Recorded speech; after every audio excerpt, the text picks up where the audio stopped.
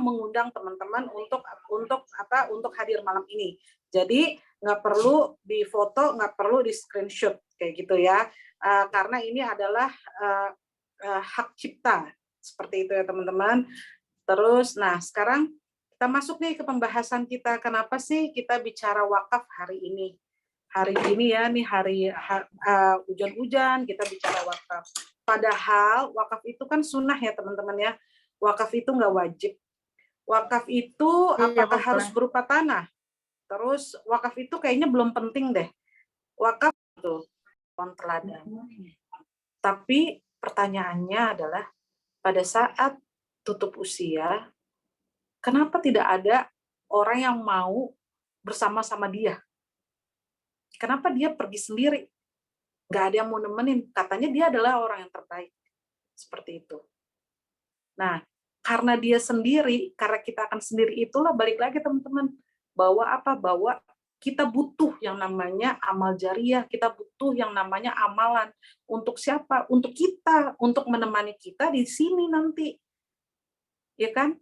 Kalau lagi di atas bumi sih kita nggak butuh temen. Begitu kita lagi seneng, kita lagi banyak uang, kita lagi berkelimpahan, orang pasti akan mendekat. Benar nggak? Tapi di sini nih, di situ tuh 1 kali 2 meter, nggak ada orang yang mau nemenin kita. Biarpun kita tadinya adalah orang terkaya sekalipun, biarpun kita tadinya orang terbaik sekalipun, nggak ada orang yang mau nemenin kita. Jadi ini sebenarnya bisa dibilang ini adalah bahan pertimbangan.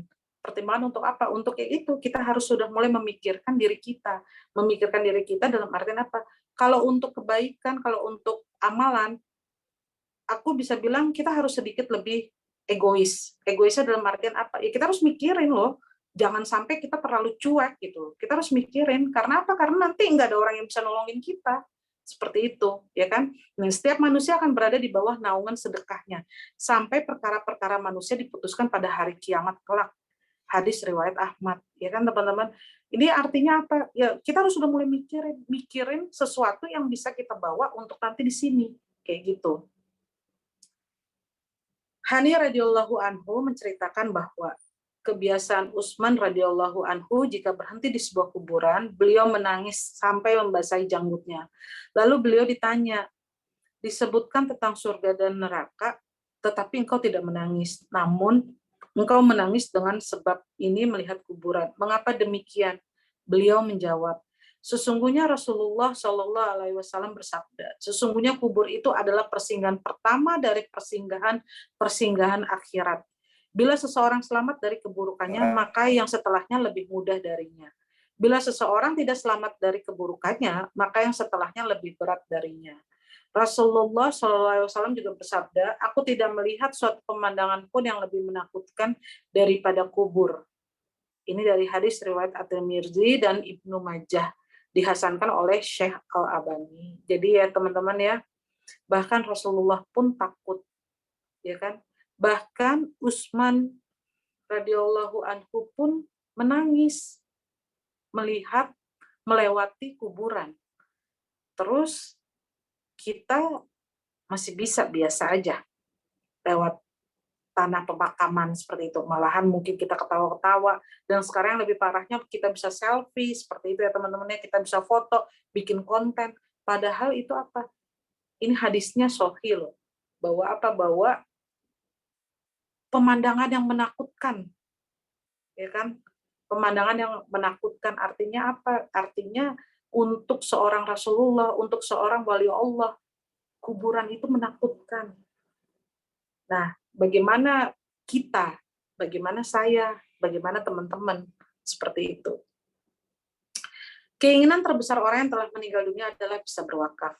Lalu dia berkata, menyesali, ya Tuhanku, sekiranya Engkau berkenan menunda kematianku sedikit waktu lagi, maka aku akan dapat bersedekah wakaf dan aku akan termasuk orang-orang yang soleh. Quran Surat Al-Munafikun ayat 10. Nah, pertanyaannya teman-teman, kenapa orang-orang yang sudah meninggal dunia itu, kalau mereka hidup lagi, mereka kepengen berwakaf. Kenapa mereka tidak sholat, kenapa mereka tidak puasa, kenapa mereka tidak haji, tidak umroh, seperti itu. Pertanyaannya kan seperti itu. Kenapa? Kenapa harus berwakaf? Kenapa harus bersedekah? Nah, nanti teman-teman, Bapak Ibu, para undangan akan tahu nih jawabannya di belakang ya. Berwakaf, melapangkan jalan menuju surga. Bersegeralah kamu mencari ampunan dari Tuhanmu dan mendapatkan surga yang luasnya seluas langit dan bumi yang disediakan bagi orang-orang yang bertakwa, yaitu orang-orang yang berinfak baik di waktu lapang maupun sempit, dan orang-orang yang menahan amarahnya dan memaafkan kesalahan orang lain. Allah menyukai orang-orang yang berbuat kebaikan. Quran Surat Al-Imran ayat 133-134. Ini artinya apa ya? Artinya berwakaf, bersedekah ini kita salah satu melapangkan jalan menuju surga. Menuju surganya Allah. Umar bin Khattab berkata, hisablah dirimu sebelum dihisab. Seberapa banyak bekal yang telah disiapkan, seberapa banyak dosa yang telah dilakukan. Nah, aku mau tanya nih, ini kan sekarang hampir jam 9 malam ya. Adakah teman-teman di sini yang bisa menuliskan atau mengingat dari pagi kita tadi melek, kita membuka mata, mungkin ada yang jam 2 pagi, jam 3 pagi, sampai jam saat ini, berapa banyak dosa yang sudah kita lakukan? Terus, berapa banyak kebaikan yang sudah kita lakukan? Terus, antara kebaikan dengan dosa yang kita lakukan itu, mana yang lebih berat? Hanya untuk hari ini aja. Hanya untuk hari ini aja. Apakah kebaikan itu yang lebih berat, atau dosa kita yang lebih berat? Terkadang nih teman-teman, kita nggak sadar, kita melakukan dosa-dosa kecil yang kita nggak sadar gitu ya. Kalau itu tuh sebenarnya dosa, kayak gitu. Contoh, kita bergibah, ya kan? Contoh, udah tahu haram, masih dilihat juga. Nggak apa-apa, lihat sedikit, kan? Contoh, anak terhadap orang tua nyuruh anak lagi enak-enak tidur atau anak lagi enak-enak nonton YouTube, terus dia bilang, ngapain sih nyuruh-nyuruh mulu, apa sih? Nah, itu dosa-dosa kecil yang kita nggak sadar, sebenarnya itu dosa, dan itu menumpuk. Nah, pertanyaannya, dalam hari ini aja, apakah kita bisa melist down, apakah kita bisa merincikan, mana sih yang lebih berat, yang sebelah kanan kah, kebaikan kah, atau malahan dosa kita yang lebih berat? Terus, kedua, kalikan dengan umur teman-teman, umur aku. Nah, kira-kira berapa banyak nih? Berapa banyak? Mana yang lebih berat? Karena Umar bin Khattab bilang, hisablah dirimu sebelum dihisab. Ya kan? Artinya apa? Artinya sebelum kita dihisab sama Allah, ya kita hisab diri kita sendiri dulu. Kita tahu diri lah. Kalau kita banyak dosa, artinya kita harus do something. Kita harus melakukan kebaikan-kebaikan yang nanti akan meringankan kita, yang Allah ridho, sehingga Allah menempatkan kita di surganya. Seperti itu. Manakah yang lebih berat antara timbangan amal atau dosa? Seperti tadi aku bilang ya, jadi coba kita hisab. Apakah Anda, apakah teman-teman, apakah aku yakin bahwa di akhirat kelak lebih berat timbangan amal dari dosa? Permasalahannya satu, teman-teman. Aku, teman-teman, sama. Begitu kita sudah di akhirat, kita udah nggak bisa kembali lagi ke dunia. Begitu kita sudah masuk ke liang kubur, kita sudah tidak bisa balik lagi ke dunia. Artinya apa? Kesempatan kita untuk berbuat kebaikan itu sudah tertutup. Ya kan? Nggak nambah dosa, nggak nambah kebaikan juga. Artinya apa? Ya udah, tinggal kita nunggu apa yang udah kita tanam. Ibaratnya apa yang udah kita kumpulkan semasa hidup kita loh, apa yang udah kita kumpulin. Ya kan? Karena kita udah nggak punya jalan untuk kembali lagi. Kita udah nggak bisa kan menambah kebaikan di alam kubur, nggak bisa. Kayak gitu. Menambah dosa bisa nggak? Nggak bisa juga. Ya kan? Tinggal nunggu hasilnya aja. kayak gitu. Nah, atau sebaliknya bahwa di akhirat kelak lebih berat timbangan dosa dari amal. Ini ada suara yang bocor ya, mohon maaf. Oh, sorry. Oke. Nah, berapa banyak harta atau amal yang sudah disiapkan teman-teman? Berapa banyak sih harta atau amal yang sudah teman-teman siapkan untuk kehidupan akhirat kita kelak? Apakah rumah, mobil, perhiasan, uang, tas bermerek, segala macam ini bisa menyelamatkan kita di kehidupan kita kelak? Apakah ini semua yang sudah kita kumpulkan bisa menyelamatkan hidup kita di akhirat kelak? Bisa. Kalau ini semua kita konversikan untuk apa? Untuk akhirat kita.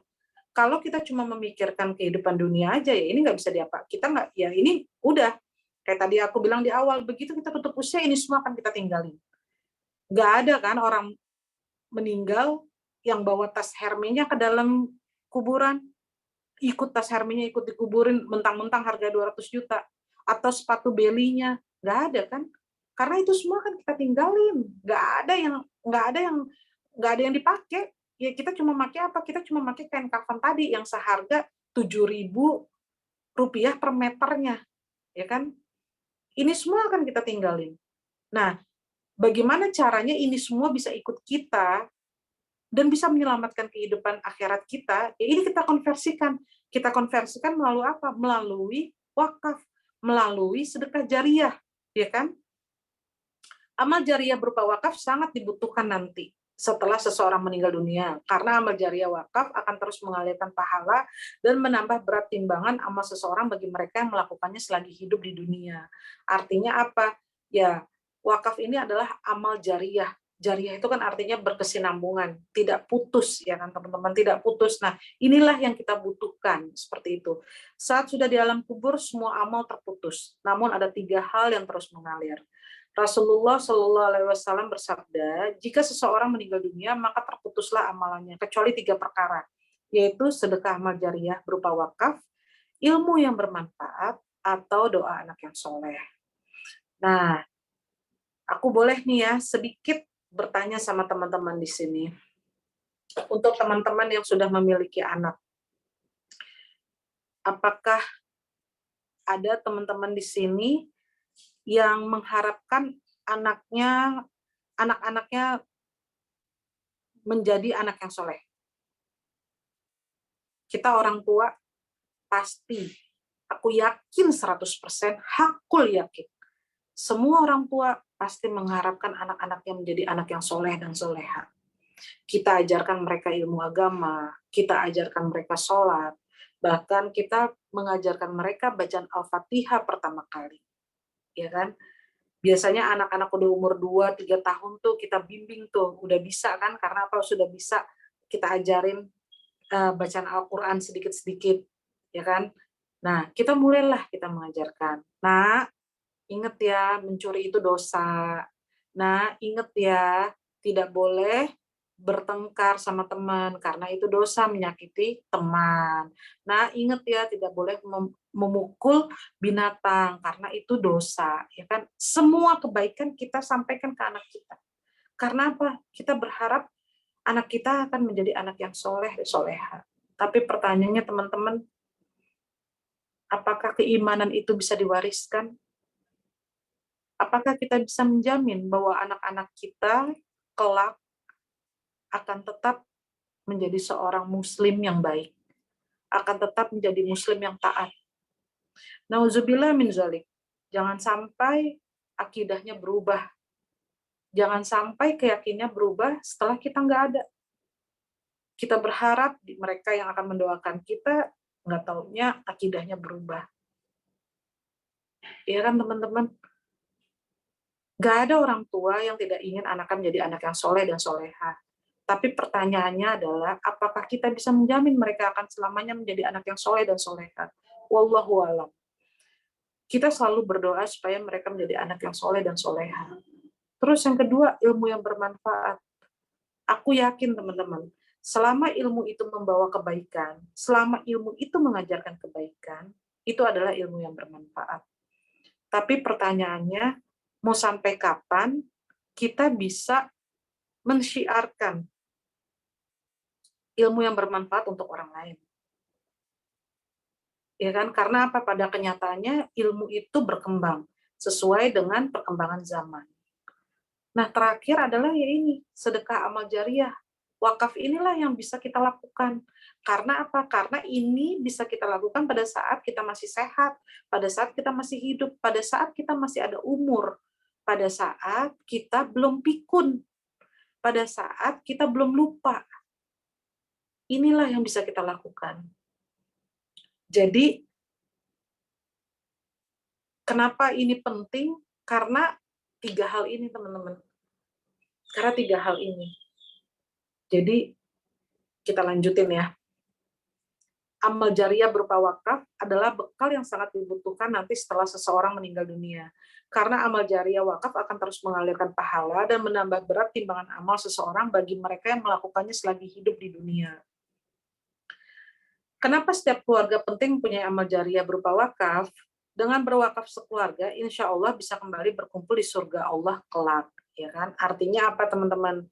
Kalau di dunia ini keluarganya itu berjumlah bapak, ibu, anak 3, ya nanti di akhirat kalau bisa bapak, ibu, anak 3 juga. Jangan sampai bapak, ibu, anak 2, atau bapak, ibu, anak 1. Nauzubillah min dzalik. Artinya apa? Artinya berkurang kan jumlah anggota keluarganya, ya kan? Kalau misalnya di dunia ini kita keluarga cendana, ya di akhirat pun kita jadi keluarga cendana. Kalau di dunia ini kita jadi keluarga cemara, ya di akhirat pun kita jadi keluarga cemara, kayak gitu. Jadi jangan sampai di dunia jumlah anggota keluarga kita 10, di akhirat jumlah anggota keluarga kita 7. Artinya apa? Ada yang nggak kumpul bersama-sama sama kita, kayak gitu. Nah, maka ini penting untuk punya wakaf sekeluarga seperti itu. Nah, apa sih dari awal sampai sekarang nih kita ngomongin wakaf. Wakaf itu sebenarnya apa sih? Nah, apa itu wakaf? Amalan dalam Islam melalui penyaluran harta benda untuk kepentingan masyarakat, serta mendapatkan keberkahan pahala yang tidak terputus sampai akhirat kelak.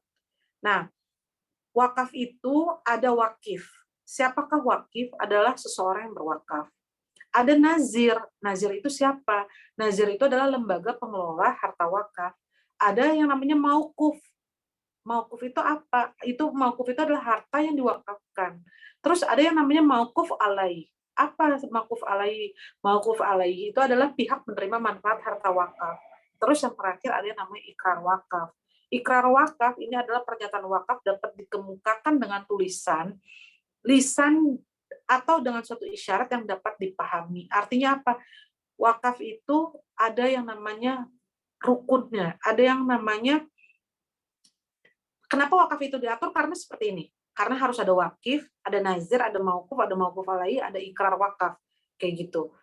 Makanya kenapa wakaf itu harus diatur. Maka itu kenapa wakaf itu harus diedukasi. Karena apa? Karena wakaf ini tidak sama seperti sedekah biasa. Seperti itu.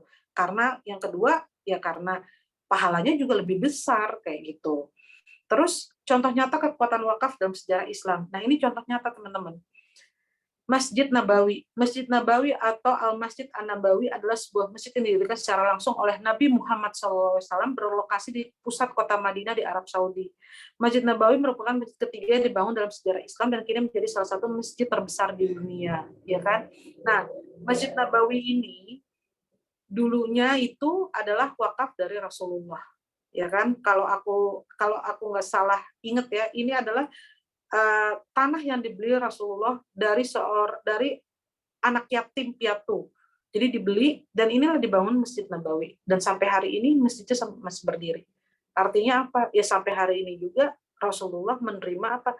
Menerima pahala dari orang-orang yang melakukan sholat di Masjid Nabawi. Ya, Masya Allah, luar biasa ya teman-teman. Terus ada lagi namanya Masjid Kuba. Masjid Kuba adalah masjid pertama yang dibangun oleh Rasulullah Shallallahu Alaihi Wasallam pada tahun 1 Hijriah atau 622 Masehi di Kuba, sekitar 5 km di sebelah tenggara kota Madinah. Dalam Al-Quran disebutkan bahwa Masjid Kuba adalah masjid yang dibangun atas dasar takwa. Quran Surat At-Taubah ayat 108, kayak gitu. Nah, Mengunjungi Masjid Kuba dan sholat sunnah di dalamnya memiliki keutamaan yang luar biasa. Dalam sebuah hadis diriwayatkan Tirmizi disebutkan bahwa sholat 2 rakaat di Masjid Kuba pahalanya sama dengan ibadah umroh. Ini pun apa? Ini pun adalah wakaf. Dan sampai hari ini, alhamdulillah, Masjid Kuba semakin bagus, semakin banyak, semakin luas untuk apa? Untuk menampung umat, untuk menampung orang-orang yang melakukan sholat di dalam masjid tersebut, ya kan? Nah, terus ada lagi wakaf kebun kurma Umar bin Khattab di Khaybar, ya kan? Ini adalah contoh wakaf dari sahabat-sahabat Rasulullah. Nah, ini yang paling terkenal, teman-teman. Wakaf sumur Rauma di Madinah Utsman bin Affan. Nah, kalau teman-teman searching ya di Google, rekening tertua di dunia, itu keluar. Itulah rekening Utsman bin Affan. Khalifah Nabi, sahabat Rasulullah, Utsman bin Affan. Rekening tertua di dunia. Yang awal mulanya adalah sumur. Ya, sekarang udah dibangun, ada pesantren, ada rumah sakit, ada hotel di sekitar mana, di Madinah, di sekitar tempat jemaah haji dan umroh seperti itu. Jadi bisa dibayangin ya teman-teman, mereka ini Rasulullah, Khalifah itu udah pergi udah berapa lama, udah meninggal berapa lama, tapi manfaatnya ini, objeknya itu masih bisa kita nikmati sampai hari ini. Nah, inilah intisarinya si wakaf itu seperti itu. Objeknya masih ada, tapi kebermanfaatannya dialirkan untuk umat seperti itu. Nah, kepengen nggak sih kita seperti Rasulullah, seperti sahabat-sahabat Nabi kayak gitu ya kan? Terus ada juga wakaf Raja Abdul Aziz, wakaf tanah Tower Zamzam di Mekah, ya kan? Nah, ini juga sama nih, dekat Masjid Al-Haram, kayak gitu. Terus, ini ada wakaf Universitas Al-Azhar di Mesir. Kampus yang berdiri pada 970 Masehi, memberikan pendidikan gratis kepada banyak orang dari seluruh penjuru dunia hingga pendidikan tinggi. Masya Allah ya, teman-teman. Mereka yang sekolah di sini, mereka yang akhirnya jadi orang, mereka yang akhirnya mungkin kepala keluarga, memberi nafkah untuk siapa? Untuk keluarganya, bekalnya dari Al-Azhar, siapapun yang mewakafkan sekolah ini, Universitas Al-Azhar ini, pahalanya mengalir buat dia. Jadi ini luar biasa, wakaf ini luar biasa teman-teman, luar biasanya. Ada lagi wakaf rumah sakit zaman Khilafah Umayyah. Terus pertanyaannya sekarang, kepingin nggak sih punya wakaf yang besar seperti Rasulullah, seperti sahabat-sahabat Rasulullah? Kalau aku pengen banget. Karena apa? Karena aku nggak tahu antara kanan dengan kiri mana yang lebih berat. Jadi aku butuh sesuatu untuk apa? Untuk memberatkan timbangan sebelah kanan aku kayak gitu. Makanya aku kepengen banget yang namanya punya wakaf. Nah, bagaimana nih kalau seandainya hari ini, kan teman-teman udah aku ajak nih tadi dari pertama sampai terakhir, ada kain kafan, ada tanah ukuran 1x2 meter, ada wakafnya Rasulullah, ada sahabat-sahabatnya Rasulullah, dan teman-teman pun udah tahu apa itu wakaf, ya kan? Nah, sekarang kalau aku tanya nih sama teman-teman, yuk kita wakaf 1 miliar hari ini teman-teman. Dari 1 miliar teman-teman itu bisa untuk bangun masjid loh, bisa untuk bangun rumah sakit, bisa untuk bangun pesantren, sekolah, sumur, air minum gitu. Yuk, mau nggak teman-teman? Kita berwakaf sama-sama 1 miliar hari ini. Nah, mungkin ya, mungkin. Ada yang bilang belum tahu caranya gimana ya. Ada juga yang bilang belum terbayang, belum mapan, belum kepikiran, belum penting, belum sanggup. Karena 1 miliar tuh banyak banget, Rin. Duit gue aja di rekening nggak ada segitu. Atau, aduh Rin, ada duit segitu 1 miliar, tapi anak-anak sekolah masih panjang. Gue udah mau menjelang pensiun. Ya kan? Aduh Rin, rumah aja masih nyicil. Gimana mau punya wakaf? 1 miliar lagi, rumah aja masih nyicil. Ya kan? Kemungkinan itu semua pertanyaan-pertanyaan yang ada di dalam pikiran kita. Nah, karena apa? Karena kenapa ada pertanyaan seperti itu? Karena apa? Karena masih menganggap wakaf itu dianggap berat. Wakaf itu dianggap banyak, harus punya uang banyak baru bisa berwakaf. Ya kan? Terus Ya wakaf itu kan ibadah sunnah, artinya boleh dilakukan, boleh juga tidak diamalkan, ya kan? Sepanjang gua sholat, sepanjang gua ngaji, sepanjang gua puasa, ya udahlah, wakaf itu nanti aja dulu gitu ya kan. Nah, wakaf adalah amal ibadah yang perlu disiapkan dengan baik seperti halnya ibadah haji, agar bisa memiliki amal wakaf yang lebih terasa manfaatnya untuk umat. Haji aja kita menyiapkan ya teman-teman, apalagi ini wakaf. Kita harus mulai menyiapkan nih, kalau teman-teman hadir malam ini, 27 orang hadir malam ini, nah mulai nih memikirkan untuk menyiapkan yang namanya wakaf. Nah, seandainya ada uang di rekening atau deposito, maukah kalau hari ini diwakafkan 500 juta untuk membangun masjid? Pertanyaannya itu. Mau? Kalau mau berwakaf 500 juta dan uangnya belum ada saat ini, berarti harus nabung dulu dong, Rin. Ya kan? Terus, kalau 500 juta, nabung, kalau sekarang kayak aku usianya udah 46 tahun, mau berapa lama kalau nabung sejuta tiap bulan, ya berapa lama tuh bisa kekumpul 500 juta gitu. Nah, ini teman-teman, ada dua cara agar bisa berwakaf sebesar 500 juta. Berwakaf setiap bulan dengan cara biasa, bulan pertama 1 juta, bulan kedua 1 juta, bulan ketiga 1 juta, terus bulan keempat 1 juta, sampai bulan ke-500 1 juta. Nah, barulah kekumpul uang 500 juta. Dibutuhkan waktu 500 bulan atau kurang lebih 41 tahun 6 bulan. Kalau umurnya aku 46 tahun tambah 41 tahun, ya kira-kira 87 tahun, wallahu alam ya aku masih hidup apa enggak tuh umur 87. Ya kan? Wallahu alam bisa kumpul, ya kan? Syukur-syukur aku nggak sakit. Syukur-syukur aku masih punya uang saat itu, ya kan? Syukur-syukur aku nggak pikun. Jadi aku inget tuh, aku tiap bulan aku nyisin duit 1 juta untuk wakaf, ya kan. Tapi bagaimana nih, pertanyaannya, kalau misalnya belum sampai 87 tahun aku udah tutup usia itu kan. Karena apa? Karena kematian tidak pernah tahu. Nah, bila tidak yakin bisa menabung selama 41 tahun lagi agar terkumpul uang wakaf sebesar 500 juta, maka ada cara berwakaf melalui program Alisha. Nah, program Alisha itu seperti apa? Program wakaf Alisha adalah berwakaf dengan cara cerdas, mudah, terencana, dan pasti. Jadi berwakaf melalui program wakaf Alisha, bulan pertama kita berwakaf 1 juta, dapat langsung melakukan ikrar wakaf, janji wakaf wasiat kepada nazir wakaf. Nazir tadi teman-teman ingat ya, Nazir itu adalah lembaga pengelola wakaf. Nazir. Nah, alhamdulillah aku sudah mewakafkan dan sudah berikrar wakaf wasiat di IKADI, ya kan, beberapa waktu yang lalu. Dan benar ya teman-teman, itu wakaf itu bikin kita ketagihan. Aku kepengen banget aku bisa berwakaf lagi kayak gitu ya. Nah, ini bulan pertama nih 1 juta. Kita udah bisa langsung ikrar. Berwakaf melalui program wakaf Alisha. Teman-teman bisa pilih teman-teman mau wakaf apa? Kalau aku, kenapa aku pilih IKADI? Karena di IKADI itu lagi ada gerakan wakaf 1000 masjid, ya kan? Jadi membangun masjid 1000 di Nusantara, ya kan? Nah, di IKADI juga ada wakaf sumur dan air bersih. Nah, ini teman-teman bisa pilih nih. Jadi kita bisa menentukan sendiri objek wakafnya yang kita mau tuh apa sih gitu. Misalnya kita mau rumah sakit, silakan. Kita misalnya mau pesantren, silakan gitu. Tapi kita ibaratnya kita ngumpulin, terus kita melakukan ikrarnya, terus kita pilih nazirnya. Kan ya ada beberapa nih nazirnya. Nah, kita pilih nih nazirnya yang sesuai dengan objek yang kita mau kayak gitu. Kalau aku alhamdulillah aku di IKADI seperti itu. Nah, bulan pertama 1 juta, bulan kedua 1 juta, bulan ketiga 1 juta, bulan keempat nggak taunya Allah bilang, "Rin, pulang yuk. Udah cukup nih di dunia ini."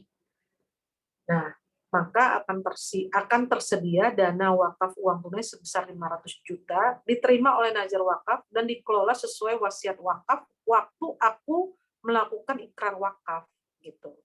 Jadi ini akan langsung dikelola oleh si nazir wakaf ya. Nah, sudah bisa berwakaf 500 juta yang langsung dikelola oleh nazir wakaf. Ya insya Allah pahala jariahnya pun akan jalan buat aku. Nah, ini ada beberapa nazir wakaf yang sudah bekerja sama dengan Alisha, yaitu ada Dompet Duafa, ada Wakaf Al-Azhar, ada Iwakaf, ada Rumah Wakaf, ada Wakaf IKADI, ya Kesma, dan masih ada beberapa tambahan yang kebetulan memang belum kita update dan masih dalam rangka kerjasama ya. Jadi masih dokumen-dokumennya belum selesai seperti itu. Nah, ini contohnya nih teman-teman. Ini adalah contoh dari gerakan wakaf 1000 masjid IKADI ada di Lampung Selatan, ada di Tasikmalaya, ada di Karawang. Jadi teman-teman bisa pilih mau di mana. Kalau aku orang Lampung, aku kepengen wakaf masjid di Lampung, ya kan. Ibaratnya aku kan tanah air aku di sana, ya kan. Kalau teman-teman ada di Gorontalo, mungkin ada di Surabaya, silakan. Kayak gitu.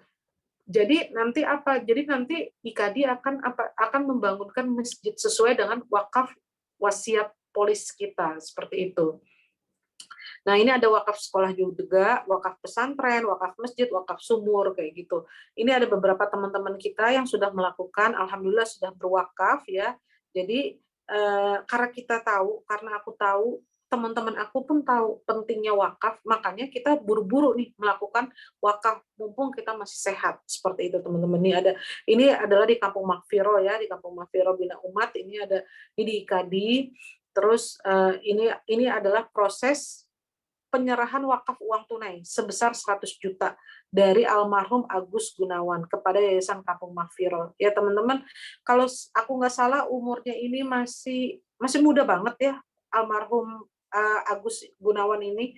Jadi kayaknya belum sampai 40 tahun. Jadi beliau ini meninggal mendadak pada saat masa pandemi kemarin, kayak gitu ya. Ya itu tadi aku bilang, kita nggak pernah menebak, kita nggak pernah tahu kapan umur kita itu selesai, tapi artinya insya Allah almarhum Agus Gunawan ini sudah memiliki pahala jariah yang akan menemani almarhum di alam kubur sampai penantiannya nanti, surga nerakanya itu. Nah, terus 5 keistimewaan merencanakan wakaf melalui program Kuantum Wakaf. 1, hati lebih tenang dan tawakal. Kita lebih tenang karena apa? Karena ya udah ada bekal. Paling nggak ada bekal, benar nggak teman-teman? Ibaratnya gini loh, kalau misalnya nih, misalnya teman-teman mau pergi ke negara yang musim salju, yang negara itu ada saljunya. Teman-teman nyiapin nggak baju dingin, baju untuk menghangatkan kita, terus sarung tangan, terus topi, terus sepatu boot, pokoknya semua pasti disiapin kan. Karena apa? Karena kita kepengen nanti begitu kita mendarat di sana jangan sampai kita menggigil kedinginan. Nah ini sama nih kayak gini teman-teman. Dengan kita berwakaf, hati kita lebih tenang dan tawakal, ya kan? Kita lebih tenang dalam bekerja dan beribadah. Kapanpun dipanggil, kita udah ada persiapan. Karena apa? Karena uang itu kan pasti akan keluar. Begitu kita tutup usia, ya kan? Amal jariah wakaf sudah disiapkan. Terus apalagi? Yaitu melalui program Alisha ringan dan optimal. Karena apa? Karena bisa dicicil, ya kan? Kita bisa berwakaf dalam ratusan juta, bahkan miliaran rupiah. Tinggal teman-teman pilih. Kalau teman-teman merasa kayaknya 500 juta itu kecil deh, Rin. Ya teman-teman bisa mungkin wakaf 10 miliar, mungkin wakaf 5 miliar, kayak gitu. Terserah teman-teman mau wakaf berapa, itu keputusan teman-teman. Terus tahun dan berjamaah, saling tolong-menolong sesama peserta dengan dana tabaruk yang dihimpun bersama, serta pahala wakafnya bisa diniatkan untuk sekeluarga orang tua yang sudah dan untuk orang tua yang sudah meninggal dunia. Artinya apa teman-teman? Pada saat kita melakukan ikrar, kita pun menyebutkan pahala wakaf ini mau untuk siapa aja. Ya kan? Ibaratnya gini teman-teman. Tadi pagi nih, teman-teman sholat subuh kan?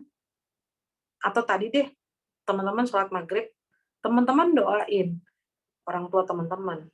Pasti, kayak aku nih doain orang tua aku, ya kan? Tapi kalau aku ingat, aku baru doain kakek nenek aku. Aku baru doain eyang putri, eyang kakung aku, kalau aku ingat. Kalau nggak ingat ya aku nggak doain. Ya kan? Nah kan kasihan banget teman-teman. Benar nggak? Siapa yang mau doain mereka? Padahal mereka orang tuanya orang tua kita loh. Ya kan? Makanya kenapa? Makanya penting untuk apa? Untuk punya wakaf. Karena apa? Karena pada saat kita udah nggak ada, anak kita udah nggak ada, apakah cucu kita mau mendoakan kita? Ya kan? Mereka ingat nggak sih sama kita? Jangan-jangan mereka udah nggak ingat sama kita. Nah, kalau mereka nggak ingat, siapa yang mau mendoakan kita? Bener nggak? Itulah kenapa kita penting untuk menyiapkan sesuatu bekal kita tuh kita siapin sendiri kayak gitu. Terus yang keempat ya insya Allah amanah dan berkah. Wakaf dikelola oleh nazir wakaf yang terpercaya dengan program wakaf yang bermanfaat buat umat seperti untuk dakwah, pesantren, masjid, rumah sakit, sumur, dan wakaf produktif lainnya. Sehingga pahala wakafnya mengalir abadi. Seperti itu ya teman-teman ya. Kita kan kepengen ya kayak Khalifah Utsman bin Affan, kayak Umar bin Khattab, mungkin juga ya pastilah kayak Rasulullah ya kan, mereka udah nggak ada, tapi apa? Tapi pahala jariahnya tetap masih bisa berjalan sampai hari ini, kayak gitu. Nah, terakhir ini sebagai bentuk cinta dan tanggung jawab, ya kan? Selain wakaf, program kuat wakaf ini juga bisa memberikan nilai warisan untuk ahli waris. Nah, untuk yang ini nanti teman-teman bisa tanya ke teman-teman yang mengundang teman-teman untuk hadir malam ini. Ini seperti apa sih bentuknya kayak gitu, ya kan? Nah, jadi teman-teman, eh, sebelum aku mengakhiri malam ini, aku pengen teman-teman kita semua merenung. Kita semua sama-sama merenungi hari ini kita bisa sehat, mata kita sehat, tangan kita sehat, kaki kita sehat, jantung kita masih berdetak normal, kita masih bisa merasakan nikmatnya makanan, kita masih bisa merasakan kehangatan pelukan keluarga, kita masih bisa berada di dalam rumah yang nyaman, kita masih bisa berkendara dengan baik. Itu semua karena siapa sih teman-teman? Karena Allah ya teman-teman. Karena Allah. Karena satu aja kenikmatan kita diambil. Nggak usah jauh-jauh. Nauzubillah, misalnya kita diambil kenikmatan hilang indera perasa, hilang indera pengecap. Apakah kita masih bisa merasakan nikmat? Beberapa waktu yang lalu teman-teman, aku pernah dirawat di rumah sakit dan dokter itu sempat nyaranin aku untuk ke pemeriksaan PA test. PA test itu untuk kanker ya teman-teman. Nah, satu kali ini aku ketemu nih di rumah sakit Cipto, itu di patologi ya, di ininya di apa unit patologi untuk pemeriksaan cancer. Itu aku ketemu bapak-bapak naik Mercy teman-teman. Naik Mercy, Mercy-nya bagus. Qadarullah bapak ini kena kanker lidah. Aku sampai berpikir gini teman-teman, aku yakin, saya yakin-yakinnya, Mercy seharga 1 miliar itu tidak bisa memberikan kenyamanan ke Bapak. Karena apa? Karena sakit yang dirasakan oleh Bapak itu. Sampai istrinya bilang ke aku, Mbak, kalau saya bisa menukar kekayaan saya akan tukar semua kekayaan saya untuk kesembuhan suami saya. Jadi ya teman-teman, segitu nikmat Allah itu, kita kadang nggak sadar teman-teman, kita cuma berpikir bahwa nikmat Allah itu hanya berupa uang, hanya berupa uang yang ada di ATM, hanya berupa uang yang ada di dompet kita, hanya berupa materi. Tapi kita lupa oksigen yang kita hirup secara gratis dan kita bisa merasakan bahwa kita masih bisa narik nafas, masih bisa inhale, exhale, kita masih bisa menghembuskan nafas. Itu tuh kenikmatan. Jadi terakhir teman-teman, kalau teman-teman masih merasakan berat untuk berwakaf, coba hitung berapa kenikmatan yang Allah kasih buat teman-teman.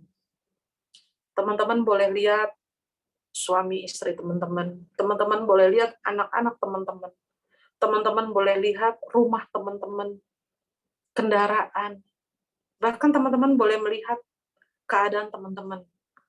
Kalau ternyata teman-teman tidak bisa menilai berapa harga yang semua yang tadi aku sebutkan, artinya itulah nikmat yang luar biasa yang Allah kasih buat teman-teman. Jadi kalau Allah aja nggak perhitungan sama kita teman-teman, kenapa kita harus perhitungan sama Allah? Padahal ini bukan untuk Allah loh, ini untuk kita, untuk bekal kita di akhirat nanti. Jadi terakhir teman-teman, karena udah jam 9:30, aku mohon maaf sebesar-besarnya kalau ada kata-kata aku yang menyinggung perasaan teman-teman. Aku juga mohon maaf kepada teman-teman karena tadi kita mulai telat dan yang paling penting adalah aku segala kesalahan itu datangnya dari aku, dari saya. Karena yang sempurna itu hanyalah milik Allah. Jadi teman-teman jangan lupa ya, kita siapkan wakaf kita siapkan amal kita, dan kalau nanti di akhirat kelak teman-teman nggak melihat aku, boleh ya teman-teman, tolong kasih tahu Allah bahwa aku pernah mengingatkan teman-teman, mengajak teman-teman untuk berwakaf malam ini. Akhir kata, terima kasih buat teman-teman yang sudah hadir, dan mohon maaf, sekali lagi mohon maaf yang sebesar-besarnya karena hari ini kita mulai telat. Sehat-sehat untuk teman-teman semua. Assalamualaikum warahmatullahi wabarakatuh. Terima kasih. Waalaikumsalam warahmatullahi wabarakatuh. Waalaikumsalam warahmatullahi wabarakatuh. Assalamualaikum warahmatullahi Jazakallah wabarakatuh. khair, Pak Rinta. Baik, terima kasih Pak Inta.